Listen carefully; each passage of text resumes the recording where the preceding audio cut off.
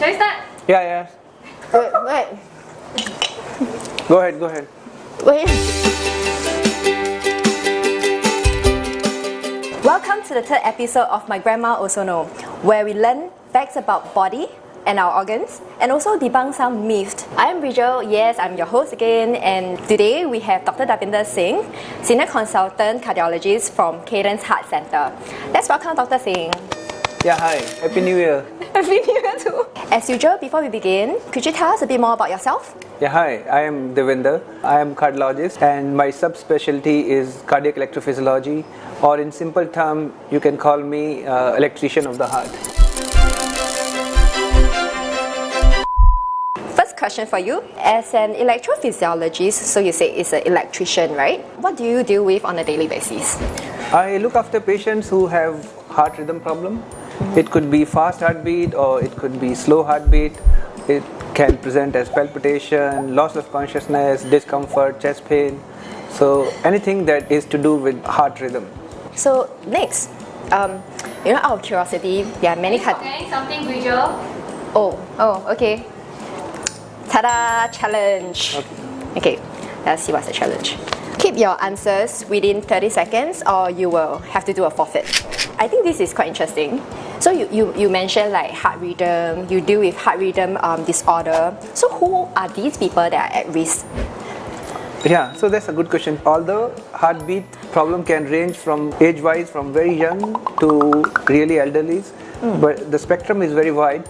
But the problem that occurs in younger patient may be different from that occurs in elderlies. So a rhythm problem like atrial fibrillation, where the heartbeat is very disorganized, irregular and fast, is more common in elderlies, and a rhythm problem like a supraventricular tachycardia or SVT, which is regular fast heartbeat, occurs more in younger individuals.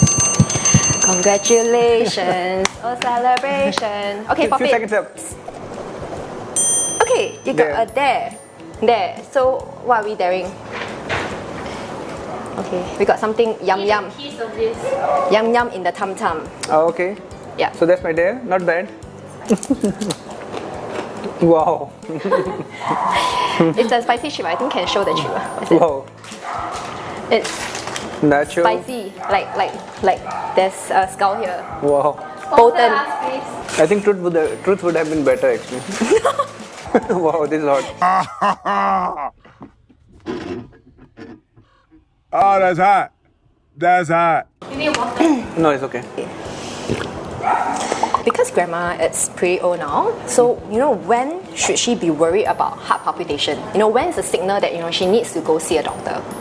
I think everybody after 40s should do a yearly health screening and get the ECG done yearly. And in that way, we can pick up heart rhythm problem even before they start feeling symptoms. But in elderlies, if they want to be more cautious, they can even have 6 monthly ECGs as well. Since just now you mentioned, there are different kinds of heart palpitations, I just want to know what are the most common kind, and how do one know that he or she has it? That's a good question too. And I feel the flattered. palpitation means feeling of heart racing or heart beating fast. And if you just tell patient how does he feel, he can just tap and tell if it is regular fast heartbeat or if it is irregular fast heartbeat. Irregular fast heartbeat points towards atrial fibrillation, and regular fast heartbeat points towards organized fast heartbeat, which could be a supraventricular tachycardia. What do you, as a doctor, do to resolve some of these heart palpitations? There are many ways we can treat heart rhythm problem. Apart from medication, we have now very good procedures to look after patient with heart rhythm problem. One of them is called radiofrequency ablation. It's a minimally invasive procedure where we go into the heart through the veins and we localize where the rhythm problem is coming from, and once we localize that, we just heat up a small part of the heart tissue causing this rhythm problem with radiofrequency current and can potentially cure this problem. So just now you mentioned that one kind of treatment will be burning small parts of tissues of the heart. So what is the success rate compared to medication? Again, a very good question. It depends on what kind of rhythm problem you are treating. A rhythm problem like supraventricular tachycardia, the success rate of radiofrequency ablation is almost 95% or more. But if we talk about atrial fibrillation, the success rate of radiofrequency ablation is about 80 and above. Sounds like, can we skip medication and go straight? Yeah, it is an option, especially because the efficacy of medication is much lower in atrial fibrillation. It's less than 50%. So if we compare medication versus ablation, definitely ablation has a better success rate. So I think people of grandma's age usually they have a device. Is it called a pacemaker? Mm-hmm. Yeah. So what is a pacemaker? Okay, pacemaker is a tiny electronic device which is implanted under the skin with wires going into the heart that gives electrical signal to the heart, and it is used to treat rhythm problem. When the heartbeat is too slow, the device becomes your pacemaker or your rhythm. For such people, if they want to get their heart checked or if they have something that they want to get checked, they have to go through an MRI. Are they able to do so? Yes. So most of the devices we do now are MRI safe or compatible, but the device do require programming before and after the MRI. The patient has to see us before and after the device, cardiac MRI. For my own knowledge, if you have a pacemaker, you walk through the airport scan, does it beep? Yes, because it's metal, so it will be detected as metal in your body, but it may not affect the device function. And all pacemaker patients carry a card stating that they have a device implanted inside their body, so it's not a problem going through a metal detector. MRI, then how about if patient wants to go for ultrasound? Does it affect? Oh, ultrasound, no problem. CT scan, also not a problem. X-rays, not an issue. I'm asking on behalf of grandma's friend, okay? So, can grandma friends still exercise with a pacemaker? Yeah, no issues.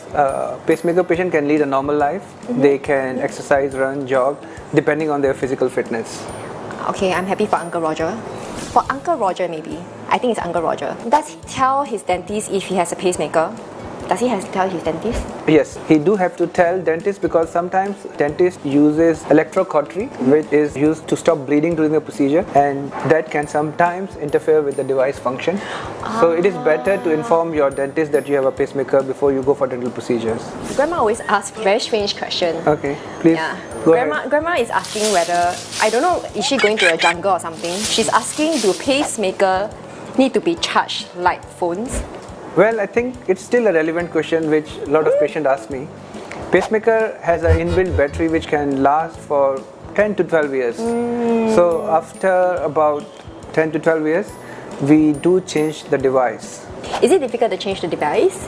It's not difficult. It is a very straightforward procedure, and it takes about less than an hour to change device. We always walk around the void deck and we notice there's this thing called the AED, with a heart and a lightning, right?